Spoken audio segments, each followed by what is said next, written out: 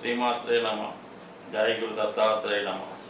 ఈ వీడియోలో మనం కుంభరాశి వారు జీవితంలో స్థిరపడాలి, అదృష్టవంతులుగా మారాలి అనుకుంటే ఏ జాగ్రత్తలు తీసుకోవాలి, ఏ ఉద్యోగంలో స్థిరపడితే అనుకూలంగా ఉంటుంది అన్న విషయాన్ని మనం ఈ వీడియోలో పరిశీలించే ప్రయత్నం చేద్దాం. ఇక్కడ కుంభరాశికి రాష్ట్రాధిపతి శని. అయితే శని ఇది మూల త్రికోణ రాశి అవుతుంది కాబట్టి శని ఈ రాశి యందు అత్యంత బలవంతుడై ఉంటాడు. సో దాంతోపాటుగా రాహు కూడా ఈ రాశికి అధిపతిగా ఉండడం జరుగుతూ ఉంటుంది.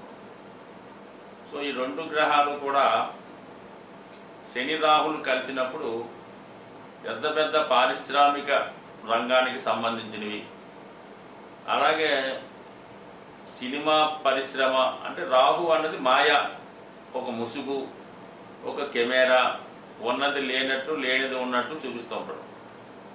అది శని ఏమో వర్కింగ్ ప్లానెట్. దానివల్ల ఏంటంటే ఎక్కువగా సినిమా ఇండస్ట్రీకి, అలాగే ఇప్పుడు రాజ్యం వెళ్తున్నటువంటి సాఫ్ట్వేర్ రంగానికి ఈ రెండు గ్రహాలు కలిసి ఉండడం కారణం అవుతూ ఉంటుంది. ఏదన్నా ఒక జాతకుడు మరి సాఫ్ట్వేర్ రంగంలో రాణిస్తాడా అని అడిగినప్పుడు శనికి రావుకి కలిసి ఉన్న ఒక కనెక్షన్ ఉన్న 100% నువ్వు సాఫ్ట్వేర్ అని చెప్తావు. అంటే సాఫ్ట్వేర్ ఇప్పుడు అందరూ సాఫ్ట్వేర్ అనుకోండి, అంటే కెమెరాతో కానీ కంప్యూటర్తో కానీ ఇంటర్నెట్తో కానీ పనిచేస్తున్న వాళ్ళు ఇంచుమించుగా సాఫ్ట్వేర్ అని అంటుంటారు. ఇప్పుడు కామన్గా ఎవరిని అడిగినా కూడా సాఫ్ట్వేర్ అంటుంటాడు.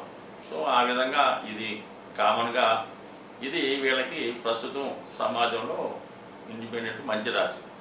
అంటే ఏంటి, ఇంచుమించుగా మనకి ఈ మధ్యకాలంలో 2000 సంవత్సరం తర్వాత అలాగే జన్మించిన వాళ్ళు కానీ 1985, 86 తర్వాత జన్మించిన వాళ్ళకి అప్పటి నుంచే ఈ సాఫ్ట్వేర్ రంగం మొదలెట్టడం, వాళ్ళకి ఇంచుమించుగా ఈ రాశిలో ఉద్యోగం చేసేవాళ్ళు ఎక్కువ మంది ఉంటారు. స్థిరంగా అయితే ఒక ఉద్యోగం చేయకపోవడం అన్నది కొద్దిగా ఈ రాశికి మైనస్. బట్ ఏదైనా ఇది ఈ రాశి వారు చిన్న స్థాయిలో ప్రవేశించి జీవితంలో తొందరగానే ఎంటర్ అయ్యే రాశులు ఇది ఒకటి. ఎందుకంటే ఎక్కువ సాఫ్ట్వేర్ కాబట్టి చదువుతుండగానే ఈ మధ్యకాలంలో ఈ క్యాంపస్లో రావడం జరుగుతుంటుంది. ఈ క్యాంపస్లో సెలెక్ట్ అయిన వాళ్ళు చూసుకుంటే 3 ఎక్కువటేమో కుంభరాశి, 2 తులారాశి, 3 మిథున రాశి. ఈ వాయుతత్వ రాశులకి ఎక్కువగా వీళ్ళకి ఛాన్సెస్ ఉంటాయి. దానికి కారణం ఏంటంటే ఈ 3 రాశుల్లో కూడా రాహు నక్షత్రాలు అయినటువంటి ఆరుద్ర, శతభిషం, స్వాతి ఉండడమే మెయిన్ కారణం. సో ఏదైనా మొత్తం మీద వీళ్ళు అదృష్టవంతులైనా చెప్పచ్చు. గత కాలంలోకి వెళ్ళినప్పుడు ఎక్కువ నిరుద్యోగులు ఈ రాశిలోనే ఉండేవారు. మరి ప్రస్తుతం ఎక్కువ మంది ఉద్యోగులు ఈ రాశిలోనే ఉంటున్నారు. మిగతా యాంగిల్లో పరిశీలించినప్పుడు ఎక్కువగా సబార్డినేట్ ఉద్యోగుల్లోనూ ఒకళ్ళ ఆదిమాయిషి కింద, ఒకళ్ళ ఆధిపత్యం కింద పనిచేస్తున్న వాళ్ళు ఈ రాశిలో కనబడుతూ ఉంటారు. ఎక్కువగా నమ్మకమైన సేవకులుగా ఉంటారు. ఒక రాజకీయ నాయకుల కింద, ఒక పెద్ద అధికారుల కింద మరి ఆ విధంగా నమ్మకస్తులుగా ఉంటారు. అలాగే చాలా మరి ఉద్యోగ ఆఫీసుల్లో కానీ చాలా కార్యాలయాలు, సంస్థల్లో ఎటువంటి ఉద్యోగం లేకపోయినా వీళ్ళు పైరవీలు చేస్తూ అధికారుల కన్నా ఎక్కువగా సంపాదిస్తూ ఉంటారు అన్నమాట. అంటే మీడియేటర్గా అనుకోవచ్చు, లేదంటే ఇంకో రకం అనుకోవచ్చు. అంటే వీళ్ళకు ఏ కార్యాలయంలో అయినా సరే వీళ్ళు పట్టుకుంటే ఖచ్చితంగా పని చేస్తూ ఉంటారు. కానీ ఆఫీసులో వీళ్ళకి ఎటువంటి ఉద్యోగం ఉండదు. ఈ విధంగా వాళ్ళు కన్వీనియంట్ చేసుకుంటూ ఖచ్చితంగా వీళ్ళు చేస్తూ ఉంటారు. ఒక పెట్టుబడి వర్గం వారిగా కూడా ఉంటుంటారు అన్నమాట. వీళ్ళు ఏం చేస్తారంటే ఏ సంస్థ అభివృద్ధిలోకి వస్తుంది అంటే అక్కడ పెట్టుబడి పెట్టడం, ఎవరు అభివృద్ధిలోకి వస్తున్నారంటే వాడికి ఇన్వెస్ట్ చేసి వాడిని పెంచి పెద్ద చేసుకుంటారు. ఈ విధంగా పెట్టుబడిదారులుగా ఉంటారు. అతిగా నమ్మడం వల్ల మోసపోవడం కూడా జరుగుతూ ఉంటుంది. జీవితంలో అనుకున్నవన్నీ అనుకున్నట్టు జరగవు కదా. ఈ కారణం వల్ల ఏంటంటే వీళ్ళు ఏదో ఎక్కువ లాభం వస్తుంది కానీ ఏదో ఒక సంస్థలో టెంపరీగా పెడితే ఆ సంస్థ వెళ్ళిపోవడం జరుగుతుంటుంది, దివాళా తీయడం, వాళ్ళు పారిపోవడం జరుగుతుంటుంది. ఈ విధంగా అతిగా నమ్మడం వల్ల మోసపోతూ ఉంటారు. ఇక ఉద్యోగపరంగా మనం ఆలోచించినప్పుడు ఈ ధనిష్ట, శతభిషం, పూర్వభాద్ర, ఈ ధనిష్ట నక్షత్రానికి ఎక్కువగా వీళ్ళు ధనార్జనే ధ్యేయంగా పెట్టుకుంటుంటారు. సో ఏదైనా అథారిటేటివ్గా ఉండే ప్రయత్నం చేస్తూ ఉంటారు.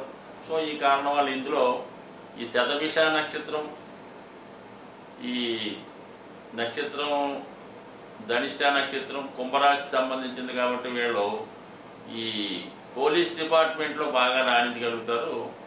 అందులోనూ ఎక్సైజ్ డిపార్ట్మెంట్లో ఎక్కువగా వీళ్ళు ఉద్యోగస్తులు చేయడం కానీ జరుగుతూ ఉంటారు. లేదంటే అటువంటి ఈ బార్ అండ్ రెస్టారెంట్లు ఎక్కువగా అధికంగా ఈ మద్యాన్ని విక్రయించే స్టోర్స్ కానీ షాపులు కానీ పెద్ద పెద్ద హోటల్స్ కానీ అందులో కూడా ఉండే అవకాశం అది ఉంటుంది. అంటే యూనిఫారం వేసుకొని చేసే ఉద్యోగాలు ఎక్కువగా ఈ ధనిష్ట నక్షత్రం కుంభరాశిలో ఉన్న వాళ్ళకి అనిపిస్తూ ఉంటుంది. ఇక శతభిషం అన్నది అందులోనే ఉన్నది. శతభిషం అంటే పూర్వం వైద్యుని అంటారు.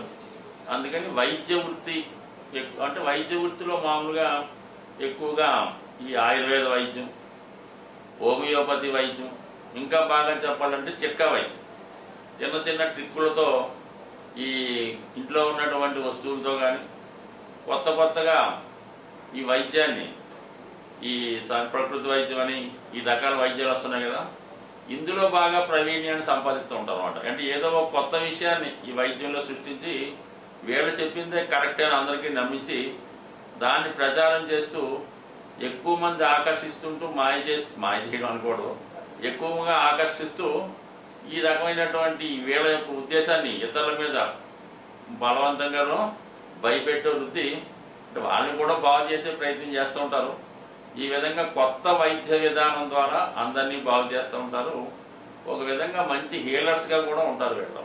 అంటే స్వస్థత చేకూర్చే వాళ్ళు ఎంత ఇబ్బందుల్లో ఉన్నా వీళ్ళ దగ్గరికి వెళ్తే ఏదో రకంగా 4 మాటలు చెప్పో, ఏదో ఒక వైద్యం చేసో, ఏదో ఒక మాయ చేసో వాళ్ళు మళ్ళా ఉత్సాహంగా హుషారుగా ఉండేలా చేస్తూ ఉంటారు. కాబట్టి ఈ విధంగా ఈ శతభిష నక్షత్రంలో జన్మించిన వాళ్ళు మరి అనేక రకాల విద్యలు తెలిసింది, మల్టీ టాలెంట్ కలిగి ఉంటారు. ఈ విధంగా వీళ్ళు చేస్తుంటే ఇంకా పూర్వభాద్ర ఇది పూర్తిగా గురువు యొక్క నక్షత్రం. అంటే గురు కర్మయోగం. శని ఏమో రాశి చక్రంలో సహజ దశమాధిపతి, గురువేమో సహజ భాగ్యాధిపతి. వీళ్ళిద్దరూ కలిసి ధర్మ కర్మాధిపతి యోగం ఏర్పడడం వల్ల మంచి ఉపాధ్యాయులుగా, ప్రవచనకారులుగా, పౌరోహిత్యం చేసి అంటే సకల శాస్త్రాలు వీళ్ళకి తెలిసి ఉంటాయి. వాళ్ళ ఇష్టాన్ని బట్టి ఉపాధ్యాయ వృత్తి చేయొచ్చు, ప్రవచనాలు చెప్పచ్చు, 10 మందిని మంచి మార్గంలో పెట్టే విధంగా చేయొచ్చు. సో ఏవైనా సరే వీళ్ళు ఒక సంస్థలో, ఎక్కువగా విద్యా సంస్థల్లో అనుకోవచ్చు, చిన్న స్థాయి ఉద్యోగంగా చేరి ఖచ్చితంగా ఆ సంస్థకి డీన్గా మరి ప్రిన్సిపల్గా రిటైర్ అవ్వడం జరుగుతూ ఉంటుంది ఈ నక్షత్రజాలు. కాబట్టి వీళ్ళు మంచి ఉపాధ్యాయులుగా, మంచి ధర్మ శాస్త్రాన్ని తెలిసిన ధర్మ న్యాయ నిపుణులుగా, మరి జడ్జిలుగా, ప్లీడర్లుగా ఉన్నత స్థాయిగా ఉండే అవకాశం ఉంది. ఏదన్నా వీళ్ళు నిజాయితీగా ఉన్నంతసేపు చాలా అభివృద్ధి చెందుతూ ఉంటారు. ఏమాత్రం అన్యాయంగా వెళ్ళినా, అక్రమంగా వెళ్ళినా చాలా వరకు ఇబ్బంది పడుతూ ఉంటారు. కాబట్టి వీళ్ళు గత జన్మలో ఉన్నటువంటి బంధాన్నో, గత జన్మలో తీర్చుకున్న రుణాన్నో తీర్చుకోవడానికి ఈ రాశి వారు జన్మిస్తుంటారు. కాబట్టి వీళ్ళు చాలా మందికి ఫ్రీగానే చేస్తూ ఉంటారు. ప్లేటర్ అయితే ఉచితంగా, న్యాయవాది అయితే ఉచితంగా, అలాగే వైద్యం అయితే ఉచితంగా చేస్తూ ఉంటారు. డబ్బులు తీసుకోకుండానే సేవ చేస్తూ ఉంటారు. ఈ విధంగా వీళ్ళ జీవితంలో మంచి పేరు సంపాదించి ఎవర్ లాస్టింగ్ నేమ్ కలిగి ఉండే అవకాశం ఉంది. స్వస్తి.